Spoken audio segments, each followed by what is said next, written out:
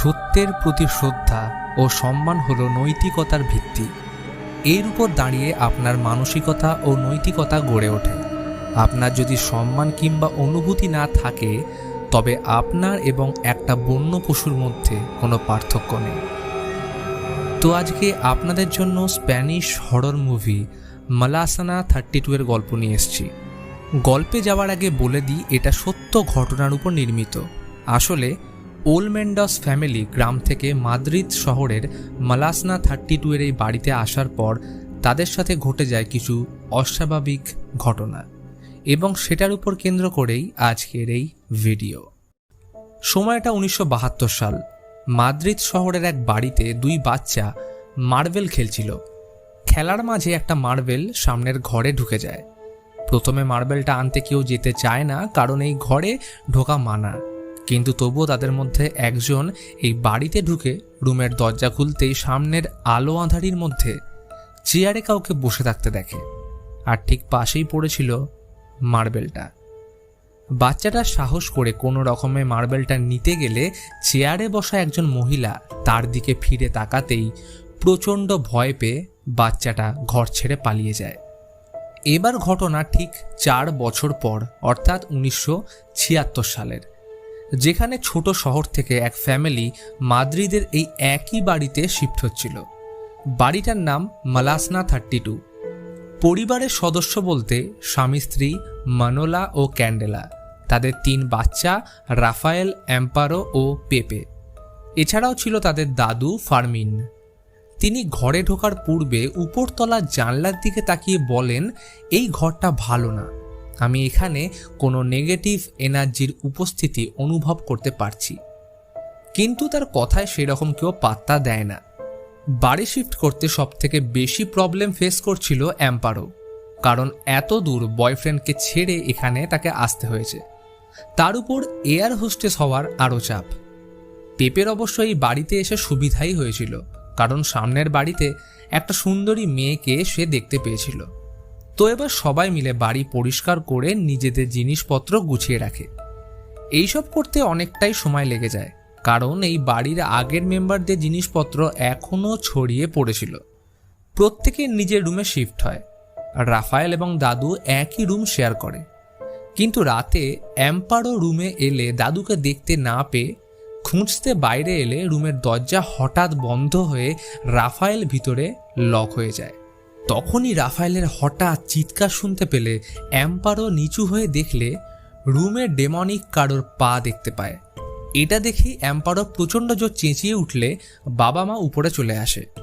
অনেক ধাক্কাধাক্কির পর দরজা খুলতে সক্ষম হলে দেখে সামনের জানলার ধারে পা ঝুলিয়ে রাফায়েল বাইরের দিকে মুখ করে বসে আছে। মানোলা পা টিপে তার কাছে এসে কোনো রকমে তাকে বাঁচিয়ে নেয়। প্রথম দিনেই এই রকম অদ্ভুত ঘটনা ঘটে গেলেও সাংসারিক চাপ এবং টাকা পয়সার কারণে তারা সব কিছু ভুলে কাজে লেগে পড়ে। মানোলা পেশায় একজন মেকানিক এবং তার স্ত্রী সেলসের কাজ করে, আর বাড়িতে এম্পারো দাদু এবং ভাইকে দেখাশোনা করার সাথে এয়ার হোস্টেসের জন্য ট্রেনিং চালিয়ে যাচ্ছিল। এর মাঝে কিচেন থেকে কিছু আওয়াজ শুনতে পেলে এম্পারো এসে দেখে রাফায়েল নিজেই নিজের সাথে কথা বলছে, আর তখনই পিছন থেকে দাদু কাউকে দেখতে পেয়ে এগিয়ে যায়। এম্পারো ব্যাপারটা খেয়াল করে দাদুর পিছনে এলে রাফায়েলের সামনে একটা মার্বেল এসে পড়ে। এবার সেটা নিতে যেতেই রাফায়েল সিনেমা শুরুর সেই রুমে পৌঁছে যায় যেখানে ওই মহিলা চেয়ারে বসেছিল। রাফায়েল কিছু বুঝে ওঠার আগেই সেখানে রাখা টিভি হঠাৎ অন হয়ে কার্টুন টেলিকাস্ট করতে শুরু করলে মুহূর্তের মধ্যে সেটা চেঞ্জ হয়ে একটা অদ্ভুত কার্টুন ক্যারেক্টার ডাইরেক্টলি রাফায়েলের সাথে কথা বলতে শুরু করে। সে বলছিল, তুমি কি আমার সাথে খেলবে? তাহলে এখনই আমার বন্ধুর সাথে চলে এসো, একসাথে মজা করে খেলবো। রাফায়েল এটা দেখা মাত্রই ভয় টিভি অফ করলে পিছনে রাখা চেয়ার হঠাৎ নড়তে শুরু করে, আর পরক্ষণে টিভি থেকে দুটো হাত বেরিয়ে এসে রাফায়েলের মুখ ধরে টেনে ঢুকিয়ে নেয়। এদিকে এম্পারো দাদুকে খুঁজে পেলে তিনি ওই একই কথা রিপিট করতে থাকেন যে এই বাড়িতে কেউ আছে আর সে আমাদের থাকতে দেবে না। এম্পারো তাকে বুঝিয়ে ঘরে আনলে দেখে রাফায়েল নিখোঁজ। অগত্যা কোনো উপায় না থেকে পুলিশ ডাকলে তারা ইনভেস্টিগেশন শুরু করে। আর ক্যান্ডেলা, ম্যানোলা ও পেপে রাফায়েলকে খুঁজতে বাইরে যায়। তখনই বাড়ির টেলিফোনটা বেজে উঠতেই অ্যাম্পারো রিসিভ করলে ফোনের অপর প্রান্ত থেকে রাফায়েলের সাহায্যের জন্য আর্তনাদ শুনতে পেলে অ্যাম্পারো ভীষণ ভয় পেয়ে যায়। কিন্তু অদ্ভুত ব্যাপার হলো টেলিফোন লাইন তো অনেক আগে থেকেই কাটা, তাহলে ফোন এলো কিভাবে? আর তখনই কল কাট হয়ে বহু বছর ধরে বন্ধ পড়ে থাকা সামনের রুমের ভেতর থেকে রাফায়েলের চিৎকার শুনতে পেলে দরজা ভেঙে ভেতরে ঢুকলেও সেখানে রাফায়েলকে পাওয়া যায় না। কিন্তু তখনই অ্যাম্পারোর নজর পড়ে সামনে জানলার পর্দাটার দিকে। সেখানে দেখে মনে হচ্ছিল রাফায়েল দাঁড়িয়ে রয়েছে। ফলে দ্রুত পর্দা সরালে সেখানে রাফায়েল নয়, বরং সে বৃদ্ধ মহিলা তার হাত চেপে ধরে। প্রচণ্ড ভয়ে চেঁচিয়ে উঠলে বাবা মা এসে তাকে শান্ত করে ভেতরে নিয়ে যায়। এবার স্বাভাবিকভাবেই বাড়ির সকলের উপর এই ঘটনার ভীষণ রকম প্রভাব পড়ে। কারণ আজ অফিসে লোলা নামের একটা মেয়ের সাথে দেখা করার সময় লোলা অদ্ভুত কারণে তাকে দেখা মাত্রই হুইসেল বাজাতে শুরু করে।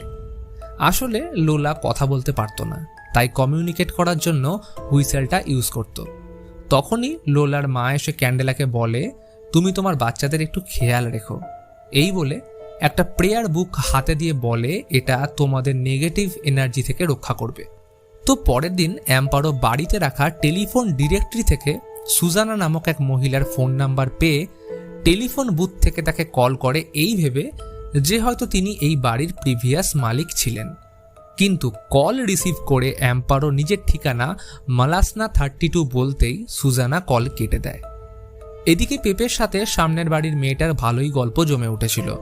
কিন্তু অদ্ভুত ব্যাপার হলো, বাড়িতে আসার প্রথম দিনের পর থেকে মেয়েটা আর জানলার সামনে আসে না, শুধুমাত্র চিঠির দ্বারা কথা বলে, যেটা সামনে বাঁধা দড়ির সাহায্যে পাঠানো হতো। সে জানায়, আমার নাম ক্ল্যারা, আর আমি জানি তোমার ভাই সুরক্ষিত আছে। পেপে জিজ্ঞেস করে, তুমি কি করে জানলে? তখন উত্তর আসে, 20 মিনিট পর বেসমেন্টে আমার সাথে দেখা করো। এবার কথা মতো সেখানে দেখা করতে গেলে ক্ল্যারা তার সামনে আসতেই অন্ধকারের পিছন থেকে পেপেকে ওই বৃদ্ধ মহিলা টেনে নিয়ে যায়। কিন্তু সে কোনো রকমে নিজেকে তার হাত থেকে ছাড়িয়ে পালিয়ে আসে। অন্যদিকে অ্যাম্পারোর গা গুলোতে শুরু করলে ওয়াশরুমে গিয়ে বমি করার পর লক্ষ্য করে তার পেটে অদ্ভুত রকম লম্বা কারোর একটা হাতের ছাপ, কিন্তু এটা কোইন্সিডেন্স ভেবে ইগনোর করে। অ্যাম্পারো বুঝতে পারে সে তার বয়ফ্রেন্ডের দ্বারা প্রেগনেন্ট। এবার রান্নাঘরে ঢুকতে যেতেই দরজায় লাগানো কাঁচের থ্রু দিয়ে দেখে ভিতরে এক বৃদ্ধ মহিলা দাঁড়িয়ে রয়েছে। কিন্তু দরজা খুলতেই সেখানে বৃদ্ধ মহিলার জায়গায় তার দাদুকে দেখতে পায়। কিন্তু ব্যাপারটা অদ্ভুত লাগলে দরজা আবার বন্ধ করতেই দাদুর জায়গায় ওই বৃদ্ধ মহিলাকে আবার দেখা যায়। এবার সাহস করে আরও একবার ভিতরে প্রবেশ করতেই দাদু রাফায়েলের ভয়েসে বলে ওঠে, ফোনটা তোলো। আর তখনই পাশে রাখা টেলিফোনটা বেজে ওঠে। অ্যাম্পারো কল রিসিভ করতে ইনস্ট্রাকশন আসে সামনের ঘরে রাখা ঘড়ির দিকে আসতে। অ্যাম্পারো গিয়ে দেখে তার ভেতর থেকে রাফায়েলের গলার আওয়াজ আসছে। অ্যাম্পারো ঘড়ির কাঁচ ভেঙে ভেতর থেকে রাফায়েলকে উদ্ধার করে। সন্ধ্যায় ডাক্তার আসলে রাফায়েলকে চেক করে জানায় ও একটু শক পেয়েছে, তাই ওর সবাই খেয়াল রেখো। রাতে ক্যান্ডেলা রাফায়েলের সাথে ঘুমানোর সময় সামনে দেওয়ালের কোণে একজন বৃদ্ধ মহিলাকে দেখতে পায়, কিন্তু পরক্ষণেই সে উধাও হয়ে গেলে ক্যান্ডেলা ভয় চিৎকার করে ওঠে। আর অন্যদিকে অ্যাম্পারো বিষ খেতে যায়, কারণ মনে হচ্ছিল তার ক্যারিয়ার শেষ হয়ে গেছে আর এই বাচ্চাকে নিয়ে সে বাঁচতেও পারবে না। কিন্তু বিষ খেতে যেতেই ঘরের লাইট অফ হয়ে গেলে হাতে থাকা গ্লাসটা পড়ে যায়। আসলে ওই রাতের পর থেকে এই পরিবারের প্রত্যেকের সাথে কিছু না কিছু ঘটনা ঘটছিল। যেমন অন্যদিকে পেপের কাছে সেদিনের পর থেকে অনেক বেশি চিঠি আসতে থাকে, যেখানে লেখা ছিল তুমি আমার। আর একদিন মানোলা রুমের মধ্যে ওই ভয়ানক বৃদ্ধ মহিলাকে দেখতে পেয়ে প্রচণ্ড ভয়ে তার ফ্যামিলিকে ঘর থেকে নিয়ে বেরিয়ে সেই রাতটা অন্য একটা হোটেলে কাটিয়ে দেয়। সকাল হতেই এক মুহূর্ত দেরি না করে এই বাড়ি বেচে দেওয়া ও লোনের ব্যাপার মিটিয়ে দেওয়ার জন্য ব্যাংকে যায়। কিন্তু ম্যানেজার বলেন তাদেরকে নির্দিষ্ট সময়সীমার মধ্যে বাড়ি সম্পর্কিত সমস্ত লোন শোধ করতে হবে, আর যতদিন না এটা কমপ্লিট হচ্ছে ততদিন তাদের ওই বাড়িতেই থাকতে হবে। সব কিছুই এক প্রকার খারাপ হচ্ছিল। এর উপর আবার ক্যান্ডেলার কাজটাও চলে যায়। কাজ ছাড়ার আগে সে লোলার অ্যাড্রেস নিয়ে তার বাড়িতে দেখা করে। লোলার মায়ের থেকে জানতে পারে তার মধ্যে আত্মাদের দেখতে পাওয়ার অদ্ভুত ক্ষমতা রয়েছে। তাই জন্য ক্যান্ডেলার সমস্ত ঘটনা শোনার পর মা ও মেয়ে তার সাহায্য করতে রাজি হয়ে মালাসনা 32-এ আসে। এই মুহূর্তে একমাত্র অ্যাম্পারও বাড়িতে ছিল না, কারণ সে সুজানার সাথে দেখা করতে গেছিল। তার বাড়ি পৌঁছলে দেখে সুজানা একজন বৃদ্ধ মহিলা। তিনি তাকে দেখা মাত্রই তার এবং পরিবার সম্পর্কিত প্রচুর প্রশ্ন করতে শুরু করেন। সব কিছু শোনার পর সুজানা হঠাৎ বলে ওঠে, তোমার বাড়ি থেকে খুব দ্রুত ছোট বাচ্চাটা হারাতে চলেছে। এটা শুনতেই অ্যাম্পারও তার বাড়িতে ঘটে যাওয়া সমস্ত ঘটনার ব্যাপারে জানিয়ে দেয়। সমস্ত ঘটনা শোনার পর সুজানা তার জন্য জল আনতে গেলে অনেকক্ষণ তার কোনো হদিশ পাওয়া যায় না। ততক্ষণে অ্যাম্পারও ঘরের তল্লাশি করতে শুরু করলে একটা অ্যালবাম খুঁজে পায়, যেখানে একজন মহিলার ছবি ছিল, যার সাথে হুবহু মিল ছিল অ্যাম্পারোর বাড়ির দেওয়ালে টাঙানো একটা ছবির। সেখানে অ্যালবামে বেশ কিছু ছবির সাথে একটা ছেলের ছবি ছিল, যাকে ঠিক ওই দেওয়ালে টাঙানো মহিলার মতোই দেখতে। তখনই সুজানা এসে বলে, এটা আমি নই, এটা ক্ল্যারা। অর্থাৎ এর সাথেই পেপে এতদিন চিঠির দ্বারা কথা বলছিল। কিন্তু এটা কিভাবে সম্ভব? সুজানা বলে, তোমাদের ঘরে যে আত্মাকে দেখতে পাচ্ছ সেটা আর অন্য কেউ নয়, বরং ক্ল্যারা। সে আমার নিজের বোন, কিন্তু ছোটবেলায় সে মেয়ে হিসেবে নয়, বরং ছেলে রূপে জন্ম নিয়েছিল। অর্থাৎ অ্যালবামে যে ছেলেটার ছবি ছিল সেটা আর অন্য কেউ নয়, স্বয়ং ক্ল্যারা। আসলে ক্ল্যারা ছেলে হওয়া সত্ত্বেও তার স্বভাব মেয়েদের মতো ছিল। মেয়েদের মতন আচার ব্যবহার, তাদের মতো ড্রেস পরা, সব কিছুই করত। সে চাইতো মা হতে। একবার বেসমেন্টে একটা ছেলের সাথে আপত্তিজনক অবস্থায় ধরা পড়লে তার বাবা মা এটাকে একদম মেনে নেয় না। ফলে শুরু হয় তার উপর অত্যাচার। তারা ক্ল্যারাকে সাজা স্বরূপ ওই ঘড়ির মধ্যে ঢুকিয়ে রাখত, যেখান থেকে রাফায়েলকে উদ্ধার করা হয়েছিল। ক্ল্যারা সময়ের সাথে নিজেকে সম্পূর্ণভাবে মেয়েতে রূপান্তরিত করে নেয়, যার ফলে বাবা মা পরবর্তী সময়ে লজ্জায় আত্মহত্যা করে। ফলে সুজানা তার বাবা মায়ের মৃত্যুর জন্য ক্ল্যারাকেই দোষী মনে করত। তাই জন্য পরবর্তী সময়ে সে তার সাথে কোনো সম্পর্ক রাখেনি। আসলে মালাসনা 32-এ দুটো বাড়ি ছিল, যার একটায় সুজানা থাকত এবং আরেকটায় ক্ল্যারা। একাকিত্ব কাটানোর জন্য সে বহুবার সুজানার সাথে কন্ট্যাক্ট করার চেষ্টা করত, কিন্তু সুজানা কখনোই তাকে মাফ করেনি। একাকিত্ব, কষ্ট ও নির্জনতা ধীরে ধীরে ক্ল্যারাকে শেষ করে দেয়। কিন্তু শেষ হয় না মা হওয়ার ইচ্ছেটা, যার কারণে মৃত্যুর পর তার আত্মা এই বাড়িতেই খুঁজে চলেছে তার বাচ্চাকে। এবং এই কারণেই শুরুতে সে রাফায়েলকে টার্গেট করলেও যখন জানতে পারে অ্যাম্পারো প্রেগনেন্ট, তখন তার টার্গেট হয়ে যায় অ্যাম্পারো। সমস্ত ঘটনা জানার পর অ্যাম্পারো সুজানার উপর ভীষণ রেগে যায় এবং ক্ল্যারার প্রতি তার সিম্প্যাথি বেড়ে ওঠে। তার মতে ক্ল্যারার যখন ফ্যামিলিকে তার পাশে সব থেকে বেশি দরকার ছিল, তখন তারাই তাকে ছেড়ে দিয়েছিল। ট্রান্সজেন্ডার হওয়া কি খুবই পাপ? পুরো জীবন ক্ল্যারা জেন্ডার অ্যাকসেপ্টেন্স নিয়ে অবহেলিত হয়ে এসছে। শুধুমাত্র সমাজ নয়, বরং তার বোন আর বাবা মায়ের কাছেও অত্যাচারিত হয়েছে। এক মাকে তার বাচ্চার থেকে তারা বঞ্চিত রেখে এসছে। অন্যদিকে লোলা ক্লারার সাথে সংযোগ স্থাপন করার চেষ্টা করলে উল্টে সে লোলাকেই পজেস্ট করে নেয়। আর তখনই সামনে রাখা টেলিফোনটা হঠাৎ বেজে ওঠে। কলটা রিসিভ করতেই ঘরের মধ্যে হঠাৎ ঠান্ডা বাতাস বইতে শুরু করে। ক্ল্যারা প্রতিটা পরিবারের সদস্যকে ধাক্কা দিয়ে ছুঁড়ে ফেলে দেয়, আর অবশেষে ছিল লোলার মা এবং রাফায়েল। ক্লারা রাফায়েলকে মারতে যেতেই যথাসময় অ্যাম্পারো এসে তাকে আটকে নেয়। ক্ষমা চেয়ে তাকে বলে, তোমার সাথে যা কিছু হয়েছে সেটা খুবই দুঃখজনক, তোমার কষ্ট আমি বুঝি। এটা শুনে ক্ল্যারা প্রথমে কিছুটা শান্ত হলেও তার মধ্যে এত বছর ধরে জমে থাকা রাগের জন্য সব কিছু উপেক্ষা করে রাফায়েলকে মারতে এগিয়ে আসলে অ্যাম্পারো ভাঙা কাচের টুকরো নিয়ে নিজের পেটে আঘাত করে, কারণ সে জানতো তার পেটে থাকা বাচ্চাকে ক্ল্যারা নিতে চায়।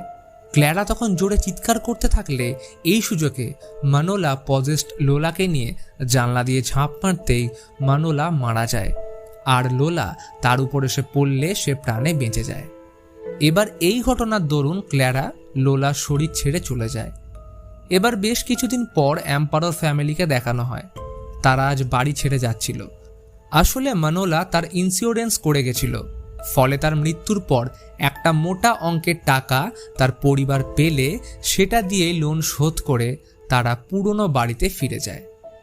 এবার আরও একবার মালাসনা 32-এর সেই রুমের চেয়ারটা নড়তে দেখানো হয়, অর্থাৎ ক্ল্যারা এখনও এই বাড়িতেই কোনো এক বাচ্চার জন্য অপেক্ষা করছিল। এবং এর সাথে মুভি এখানেই শেষ হয়।